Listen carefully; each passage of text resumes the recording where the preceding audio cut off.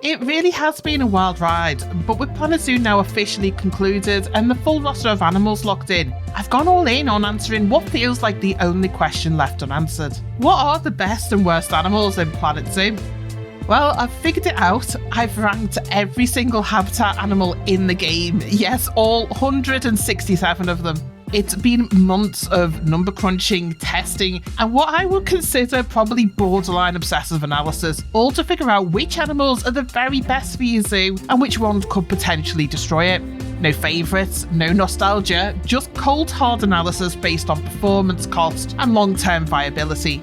Ranking all 167 animals, that's not a small feat. It's quite difficult to do that because you've got so many variants in the different species. How do you compare, say, a swimming animal against a climbing one? There's so many variables. So to approach this as fairly as possible, ranking is based on a scoring system separated within 4 categories: appeal, breeding, longevity, and upkeep. There's also a bonus category for versatility at the end. For all the categories, I've awarded each animal a score out of 3, so the very best in that category get 3, mid-range, high or low get 1 or 2 points, and the very worst performers don't get any score at all. Oh, aside from the bonus versatility round, that's more of a free-for-all where animals can achieve up to 11 bonus points in total. So let's just say, by the end of this video, there should be no question about which animals come out on top, and those probably best avoided if you're trying to create a successful zoo.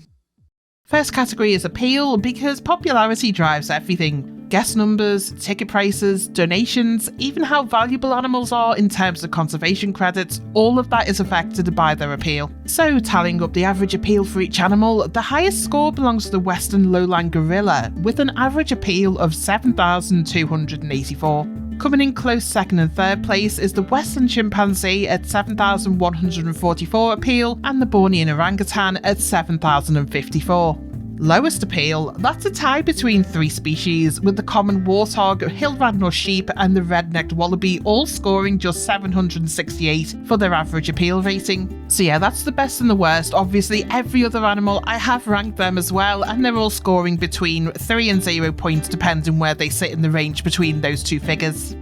Next up is breeding, and this is where some of the most appealing animals start falling down the ranks. To rank breeding capability, I've measured how many offspring each species has potential to produce over its lifetime, but also accounting for the time it takes to reach maturity, age-based sterility, and the downtime between pregnancies where an animal can't mate again until a specific amount of time has passed. That gives me a figure for the maximum amount of babies an animal can have. I've also multiplied this by the maximum number of breeding pairs that can be active within a socially stable habitat at any given time, because in terms of productivity, that gives you an absolute maximum figure of babies that could be produced in a single habitat. And believe me, some of the figures for this are staggering. At the very top sits the American flamingo with a potential lifetime output of 15,250 offspring. While they only produce 1 single chick at a time per pregnancy, the ability to house up to 250 breeding pairs at once, combined with their very long lifespan, that turns them into an absolute reproductive machine. Close behind in second place is the greater flamingo with a 14,000 offspring potential, so slightly behind its American cousin based on its slightly shorter lifespan. Third place, that goes to the king penguin, capable of producing up to 5,750 offspring over a lifetime within a single habitat. Quite a drop there, but yeah, still pretty impressive if you ask me. So yeah, that's the best. Bottom of the table does tell a different story. In stark contrast to the birds dominating the top tier, the common wombat has a lifetime breeding potential of just 9. Second to last is the aardvark at 8. And the least productive breeder in the entire game, that honour belongs to the Indian rhinoceros, with a maximum lifetime breeding potential of just 6. With just 1 breeding pair per habitat, 1 offspring per pregnancy, and a whopping 5-year interval between births, they can't hope to compete. Anyway, that's the breeding scores. I've added up the breeding and the appeal scores together, so who is coming out on top overall? Top performers after the 2 rounds are the Bornean elephant and the giant otter, taking the full 6 available points, with the African penguin not far behind on 5 points. Bottom of the ranking at this stage is the Malayan tapir, okapi and the honey badger, each only picking up 1 point across these 2 categories. Hey, at least there isn't any animal sitting at 0 points now. Next, we're assessing longevity. In my previous Planet Zoo DLC ranking videos, I grouped the lifespan together with breeding potential, but for this final ultimate tier list, I think it deserves its own category. Topping the OAP charts is the Aldabra giant tortoise, with an expected lifespan of 119 years, meaning an Aldabra tortoise coming to the end of its life today would have been born before the first commercial motor car was produced. Crazy stuff. Close behind is the Galapagos giant tortoise at 100 years, so right at the century mark. And rounding out the top 3 is the saltwater crocodile with an expected lifespan of 72 years, showing how it's the reptiles dominating longevity in Planet Zoo. Other end of the spectrum, it's the smaller warm-blooded species with faster metabolisms not faring as well. Second to last, it's the black-tailed prairie dog, averaging just 7 years, while joint last place goes to the Sussex chicken and the Tasmanian devil, both with an expected lifespan of only 6.5 years. Not very long at all, and I guess whilst harsh, the species with the very short lifespans can affect the fun factor in terms of gameplay in Planet Zoo. I've certainly found that the short-lived species require a lot of micromanagement, whereas the long-lived varieties, they can pretty much be left to run almost autonomously. So with that said, tallying up the scores after 3 rounds, there has been a shift. Out in front with full marks across the board is the Bornean elephant on 9 points. Galapagos tortoise and gharial aren't far behind on 8 points each. And down at the bottom of the rankings, we've also seen a change there. The only animals left with just 1 point to the name are the African wild dog, Kirk's Dick, and the striped skunk. So on to round 4. For round 4, I'm looking at the cost of upkeep. Now, some animals in the game are absolute bargains, early game money printers that can bring in far more than they cost to purchase and maintain. Others, let's just say some of them are financial black holes, and placing those expensive animals too early can 100% tank your zoo, with costs spiraling out of control fast. To figure out best from worst, I've calculated upkeep on the cost per feed based on the minimum number of animals required to maintain a socially balanced habitat, since this tends to be the costliest expense for maintaining a habitat. So at the very top, the North Island brown kiwi costs just $12.60 per feed, followed by the mute swan and the pronghorn antelope, both coming in at $19.20. You'll spend more placing a single bench than feeding all 3 of these combined. In stark contrast, the most expensive animal is the African elephant at a whopping $9,000 per feed, and that's just for a herd of 3. Close behind, both the Bornean and Indian elephants come in at $6,000 per feed, which is crazy considering none of these species even top the appeal chart. Whilst big expensive animals like the elephants do bring in a high appeal, they're the luxury option, and it's best to avoid until your zoo is well established and you have cash to burn.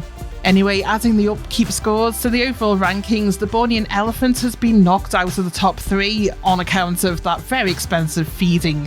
Galapagos giant tortoise now takes first place, with new contenders the red crown crane and African spurred tortoise vying for top position. Bringing up the rear, it's a canine affair, with all 3 lowest places going to the Arctic wolf, timber wolf and African wild dog, sitting on just 2 points each for the first 4 rounds. This brings us to the bonus round, Versatility. This is the most subjective category, but it's also the most important because this is where we see the real value stack up. In this category, animals have been awarded bonus points based on how compatible they are with in-game features that affects how easy or how tricky each species is to manage. Instead of the 3-point system of the earlier rounds, the bonus versatility category can add a potential 11 points to an animal's score based on 5 subcategories. This includes habitat size, with smaller habitats garnering more points since they're quicker to build, cost less and easier to maintain. Next, I've assessed interspecies enrichment, since this adds bonuses in-game for compatible species housed together.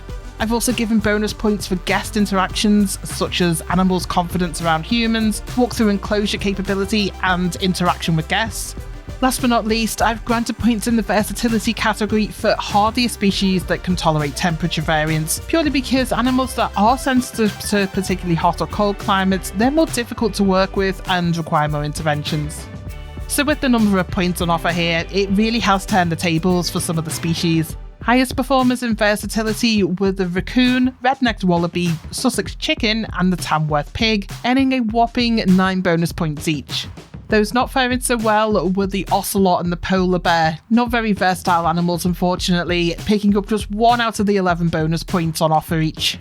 That brings us to the overall scores. With all categories calculated, verified and double checked, the final results are in for my ultimate ranking of the very best and the very worst species to work with in Planet Zoo. Coming in second place, it's a multi-species tie on 16 points, shared by the African spurred tortoise, black and white rough lemur, North Island brown kiwi, quokka, and the red crown crane. Bonus points picked up in the versatility category really shifted the balance for these animals, proving just how important versatility is. That said, there is just one animal that sneaked slightly ahead to take first place. Topping the leaderboard on 17 points, I'm happy to crown the Galapagos giant tortoise as the best all-round species in the game. Its consistently strong performance across every category keeps it firmly at number 1. Well done.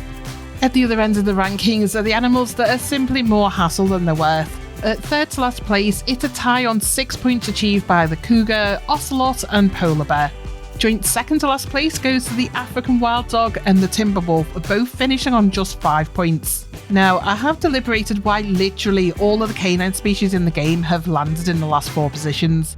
The problem has to do with game balance. The canines have been overlooked. All of them have a mid-range appeal, they need a lot of space, they're fairly expensive to feed, and they have limited breeding potential, which is driven by their social structure with only a single breeding pair. For most of the species in the game, a shortfall or advantage in a specific trait. This is balanced out with other traits. For example, the species with a fast breeding cycle, they tend to cost less to feed, and their appeal rating is generally lower because there's going to be a lot of them.